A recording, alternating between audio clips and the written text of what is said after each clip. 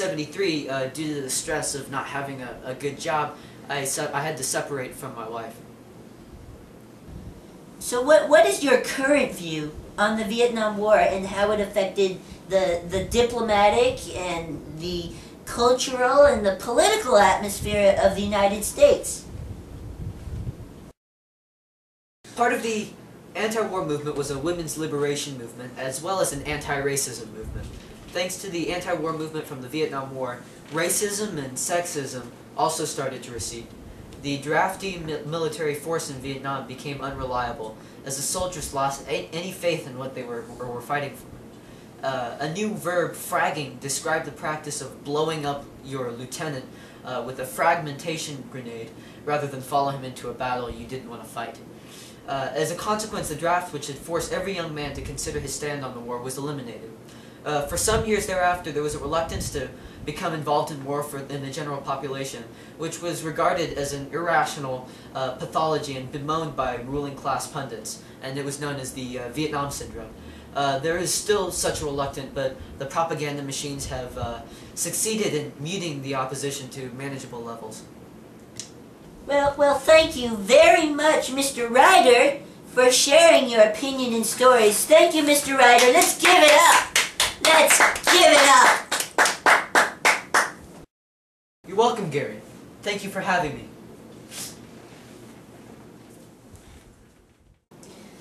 So now we'll have Mr. Lawrence James Wathen, who fought in the war, as I understand. Mr. Wathen!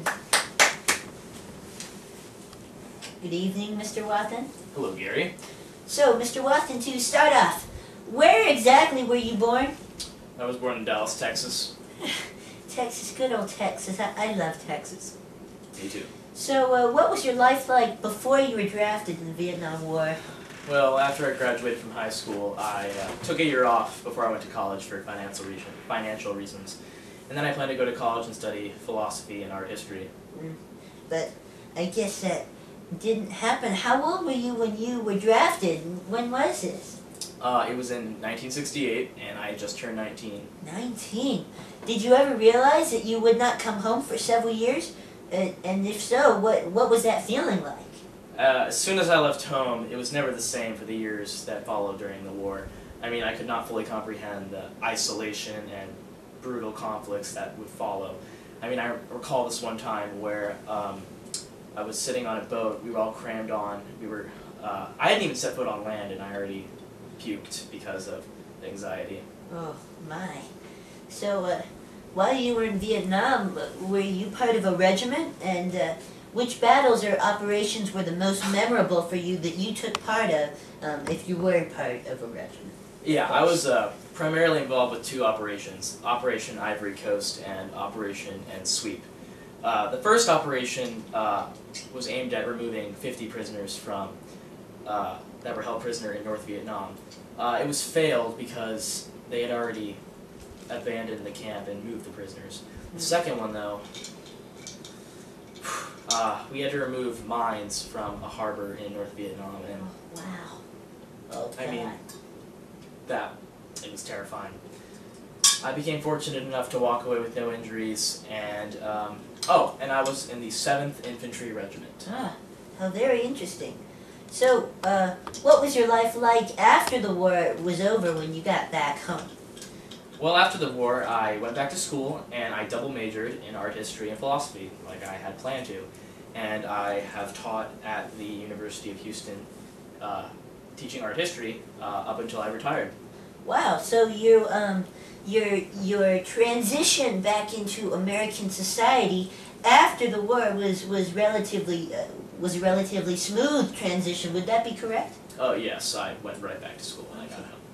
Well, Mr. Lawrence James L.J. Wathen, thank you for coming to the Tonight Show. Thank you, Gary. With Gary. Thank you. Wow, don't get... Okay. Our last guest will be Mr. Ben Luong, who lived in Vietnam and came over to the United States during the Vietnam War, just like Mr. Law. Thank you, Mr. Luong, Gary. for coming. Nice to meet you. Those are some bright colors you got going on there now. I understand you have quite an intriguing story to share about your experiences and your journey from Vietnam to the United States. Yes, I do. Would you like me to start? Please, go on, Okay. describe it. Well, when I was a young kid before the Vietnam War, there wasn't anything different between a life here like my own child has. But when the Vietnam broke out, not much still changed. I still went to school every day. I still lived a pretty normal life. But as time went on and the war finally ended, that's when things started going downhill for my family. During the war, my own family was split between North and South. And half my family lived in the North, and half my family was from the South. After the war ended, my own uncle made my father go to a re-education camp because during the war my father helped American soldiers, and my father was not very excited about this, so he was very pissed. So after he got out of the education camp, he said that he didn't want to live in Vietnam anymore and he wanted to try to leave. Also at the time, Vietnam was entering into a war with Cambodia and Laos. At that time, the recruitment age was 17 years old, and I was 15, so I was going to be drafted soon if I didn't leave Vietnam. So what my father did was he took me and my two oldest brothers to our country house that we owned out in the country, and I lived out there for almost 2 years. 2 years in hiding, because if I was found, I would be sent to war. And so in those 2 years, my oldest brother left to get out of Vietnam. And so after he left, about 6 months later, I left with my second oldest brother and my father. And on the journey, we tried twice to leave, but it didn't work out because the boat kept capsizing because there were so many people. But on the third try, we made it, and in order to leave, we had to pay government officials 2 pieces of gold per each person, which at the time was a very large sum of money for us. And in order to pay for that, my own aunt had to sell her house in order for us to be able to leave. And so when we finally left on the third try, me, my father, and my second oldest brother left. And along with us were 55 other people, including a newborn baby. On the way out, it took us 2 days to get to where we had to go, and because there was a limited amount of space, we couldn't bring a lot of food and water.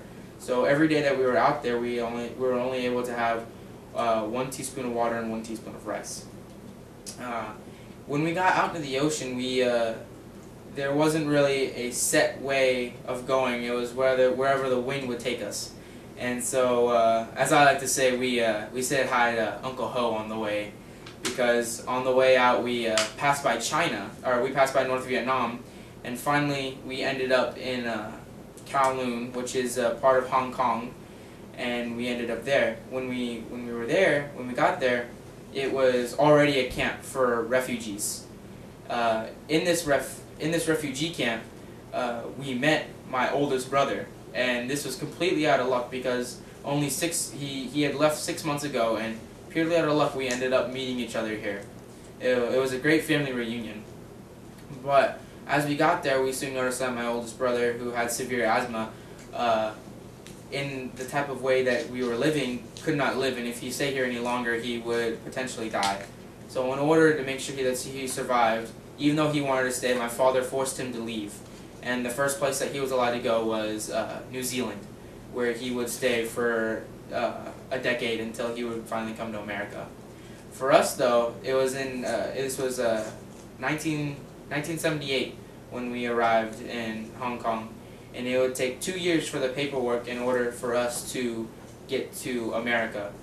And the only way that we were allowed to go to America at that time was we had to be sponsored, and we were sponsored by a Oklahoma priest.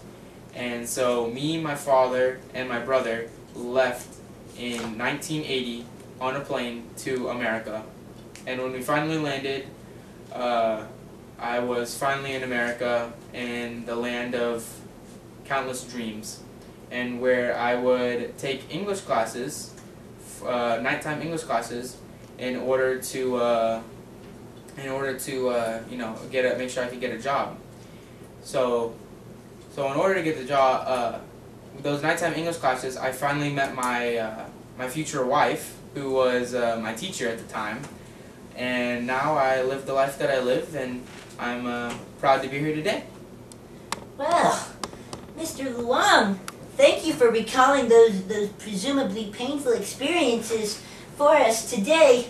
Everybody, Mr. Luong, thank you very much, and we'll talk to you later. Well, that, ladies and gentlemen, is The Tonight Show with Gary. Thank you for stopping by. I hope you enjoyed your experiences hearing about people's personal experiences in Vietnam and to do with the Vietnam War. So with that, I leave you with a clip from Crosby, Stills, and Nash. Let's hear it, everyone. For Let Your Hair Grow Out. Yeah!